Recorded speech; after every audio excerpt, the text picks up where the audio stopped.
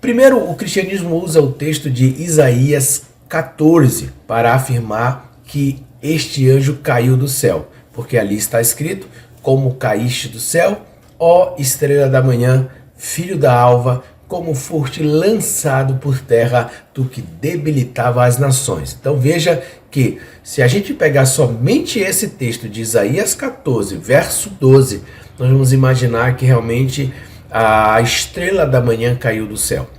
Porque quando se fala de estrela da manhã aqui, entenda-se, querido, que no latim, daqui a pouco eu vou mostrar para você a versão latina, que no latim a palavra que está escrito ali em estrela da manhã é Lúcifer. Mas se nós olharmos o versículo 4, que é onde traz todo o entendimento no contexto desse texto para a gente, nós vamos ver que no versículo 4 está escrito: então proferirás este motejo contra o rei da Babilônia, e dirás como cessou o opressor, como acabou a tirania.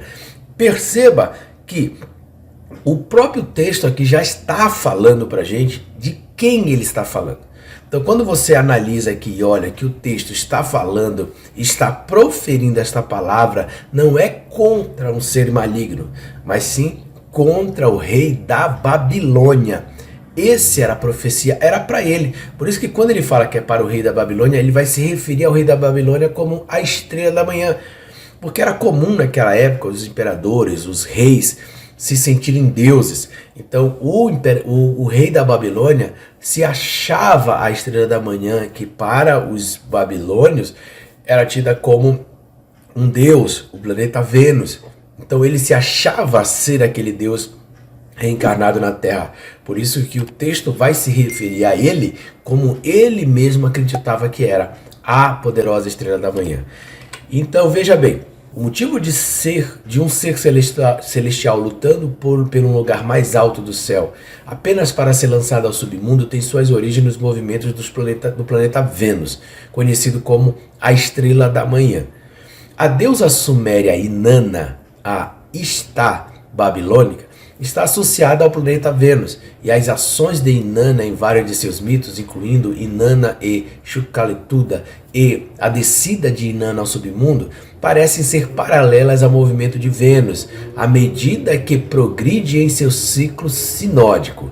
Veja que aqui nós já estamos vendo que existiu, antes da escrita ali do próprio Isaías, já existia uma história semelhante de uma deusa que queria um lugar mais alto no céu, mas que foi mandada para o submundo, igualzinho ao texto que nós acabamos de ler de Isaías nas nossas Bíblias. Veja que um tema semelhante está presente também no mito babilônico de Etana. Segundo a enciclopédia judaica, olha o que ela diz. O motivo da queda do céu também tem um paralelo na mitologia cananeia. Na antiga religião cananeia, a estrela da manhã é personificada como o deus Atar, que tentou ocupar o trono de Baal.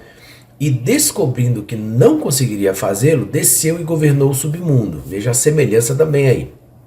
O mito original pode ter sido sobre o deus menor Elel, tentando destronar o alto deus cananeu El, que vivia em uma montanha ao norte. A reconstrução do mito feita por Hermann Gunkel falava de um processo de um poderoso guerreiro chamado Elal, cuja a ambição era ascender ao mais alto do que todas as outras divindades. Veja que também no mito cananeu houve essa intenção de subir ao céu, destronar um deus, mas como não deu certo, foi lançado à terra. Então, se nós pegarmos um aparato geral aqui, nós vamos ver que os sumérios tinham a história, o mito da deusa Inanna, que queria lutar contra o deus todo-poderoso deles lá, Chucalituda. Temos também na Babilônia a deusa Etana, que queria destronar o deus Zu e foi mandada para o submundo dos mortos. E temos em Canaã a Atar, que queria destronar Baal, ou que em outras versões Elel queria destronar El, que era o deus poderoso cananeu. Então todos queriam destronar o deus maior do panteão deles, e todos foram lançados na terra para o submundo dos mortos. Você encontra agora alguma semelhança nessas histórias, queridos? E são histórias que vão vir para a Bíblia, mas que já existiam, eram lendas, eram mitos em outras civilizações pagãs e que entram na Bíblia judaica para serem explicadas da maneira com que cada um crê, tá bom? Então essa história de briga no céu, de querer tomar o trono de Deus e ser lançado na terra, já existia essa história há muito tempo nas religiões pagãs, tá? E aí, quando entra na Bíblia, apenas transforma-se esse mito, ele entra no cristianismo com muita força de que o diabo queria tirar o trono de Deus, e aí veio Miguel, guerreou com ele, jogou ele na terra, e quando ele cai na terra, ele causa um terremoto imenso, sei lá, uma queda, tipo uma queda de um meteoro que acaba com a vida dos dinossauros. Olha para onde vai isso. E também fica com seus anjos e demônios nas camadas da terra, e é uma coisa totalmente ilógica de se acreditar, tá bom? Beleza? Porque se nós formos pegar o Isaías 14, o mesmo versículo, você vai ver que nas duas versões diferentes que nós vamos apresentar aqui para vocês, aparece a palavra inferno aqui, olha. Pelo menos se nós pegarmos Isaías 14 na Almeida Revista Corrigida, nós vamos ver que no versículo 15 ele diz: contudo, levado serás ao inferno, ao mais profundo abismo. A Ark diz que essa estrela da manhã iria cair e iria ser lançada ao inferno. Então bate muito com o mito cristão da criação do Satanás, do diabo, que veio de uma guerra do céu e foi para o inferno. Mas se a gente pega a nova versão internacional, aí os cristãos terão um grande problema, porque ali vai aparecer que ela foi lançada às mais profundezas do Sheol. E quando se fala de Sheol, você sabe que Sheol é apenas uma sepultura onde todo ser humano ia. Todo ser humano que morria e ia para o Sheol. O Sheol foi traduzido erroneamente para o latim como a palavra inferno, porque o latim pegou a palavra Sheol, pegou a palavra Gehenna e transformou elas para infernos, tá? Coisa que na verdade tem um significado diferente. No caso de Sheol, não pode um ser espiritual, se Satanás brigou no céu, era um anjo, ele não pode ser mandado para a sepultura, porque ele não é de carne e osso, ele é um ser espiritual. E nós vimos que na profecia ele seria mandado para a sepultura, provando, obviamente, de que o texto fala de um homem e não de um ser espiritual.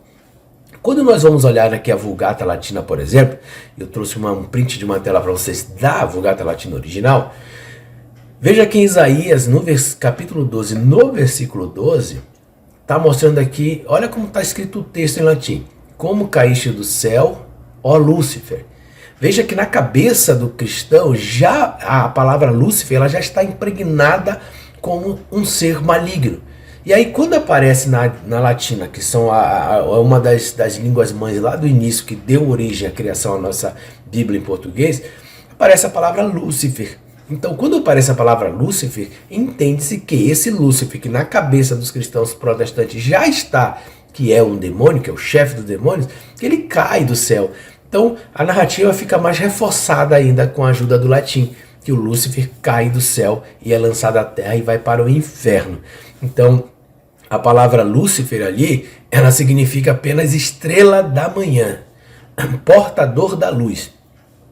Para os sumerianos, para os babilônios e os gregos e os romanos, a estrela da manhã era apenas o planeta Vênus, tá, gente? Para os gregos, eles tinham também um deus que era relacionado a essa estrela, a esse planeta Vênus, que era o deus Fósforos, tá? Mas todos eles eram relacionados a deuses.